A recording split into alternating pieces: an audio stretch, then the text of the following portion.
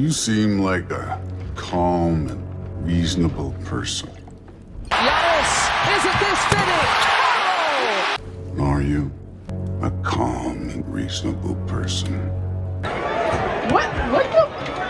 What?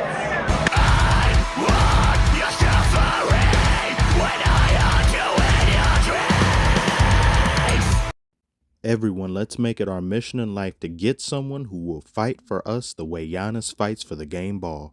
How you a Milwaukee Buck, but you acting like a honey badger? Have any of you ever seen the Disney movie Zootopia? Great movie, by the way. You remember when the Predators went savage? That was Giannis last night. What is wrong with them? I don't know. He went savage on and off the court.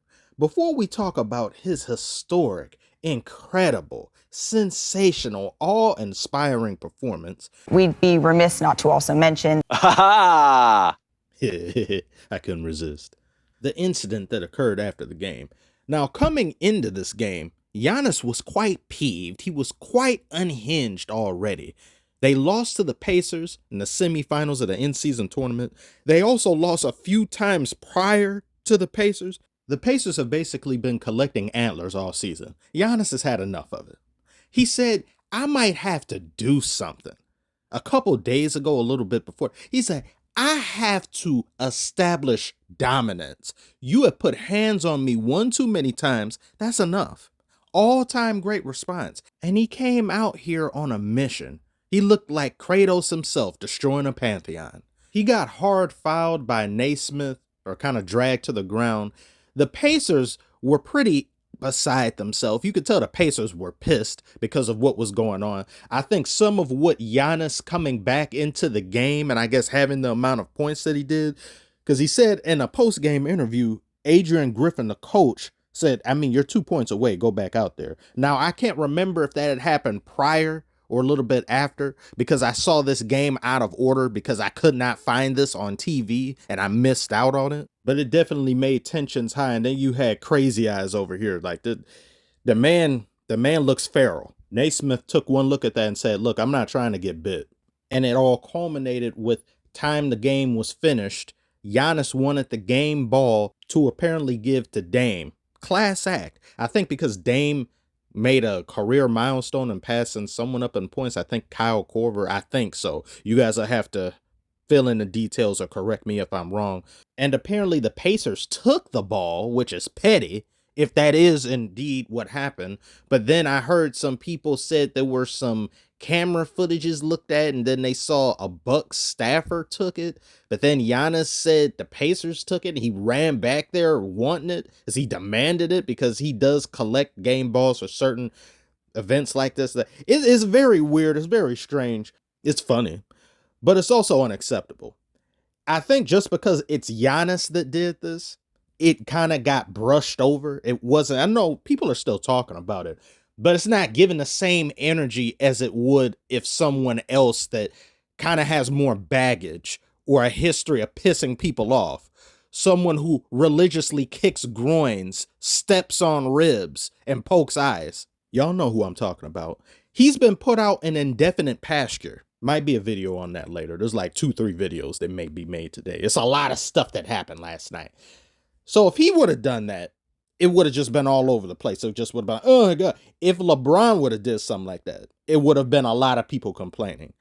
Just because it's Giannis, he gets off far easier than anybody else would. Curry could probably get away with it as well. Certain players have certain cachets that allow them to do certain things or be perceived a certain way, and others don't.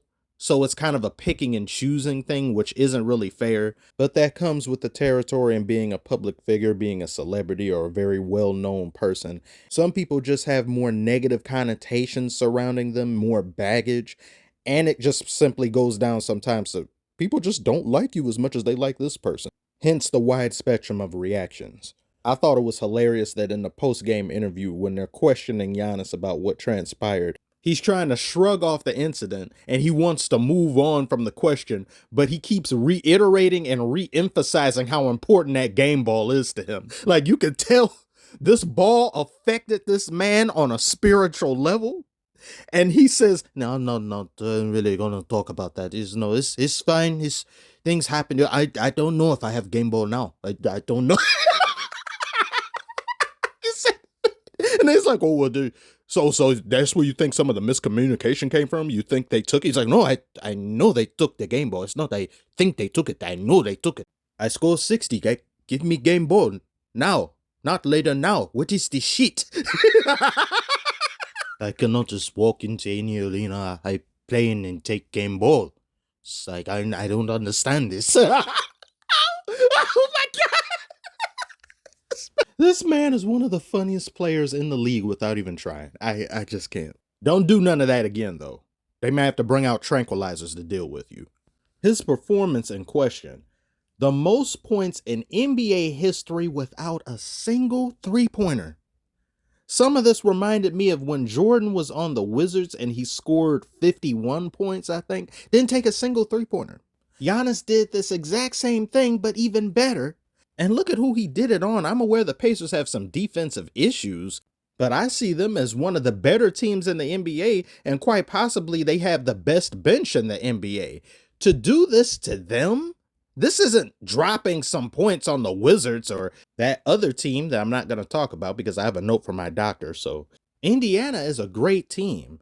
And to see Giannis get to the line as much as he's been able to do, he could have very well had more points, and he's been hitting his free throws far more consistently than I think I've seen him at any point previous in his career. This should have automatically had put him at least number 2, if he wasn't already, to number 1 in MVP discussions again. He would need to have a couple more of these in order for me to see them even giving him MVP this year, just because he's got Dame, who's still struggling to remember who he is early in games. More time is still needed, I guess.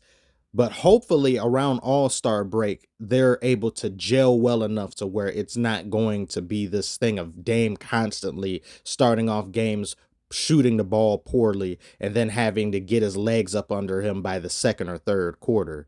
This is also a coaching issue as well, probably, because you had that story that came out in the in-season tournament at the end of the game. Bobby Portis apparently challenged the coach and there was some yelling and something came out that shouldn't.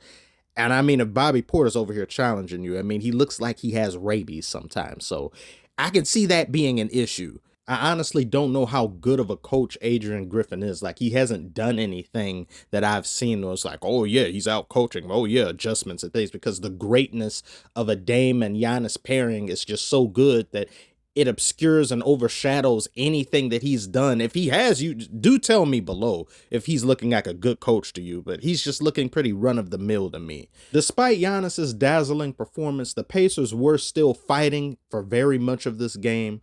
Still a great team, always a pleasure to watch. I wish I had seen this game in its proper format, but then things happened and some other YouTube nonsense as well that I'm still angry about, but it got solved. In conclusion, this was amazing. Giannis is one of my favorite players, of course. Great watch. Tell me what you guys think below about Giannis's performance, about the incident that happened afterward, and what do you think about the Pacers? Like, subscribe if you're new. Thank you so much. And I'll catch y'all cool cats on the next one. I have the ball, but I don't know if it's a game ball. It doesn't feel like the game ball to me.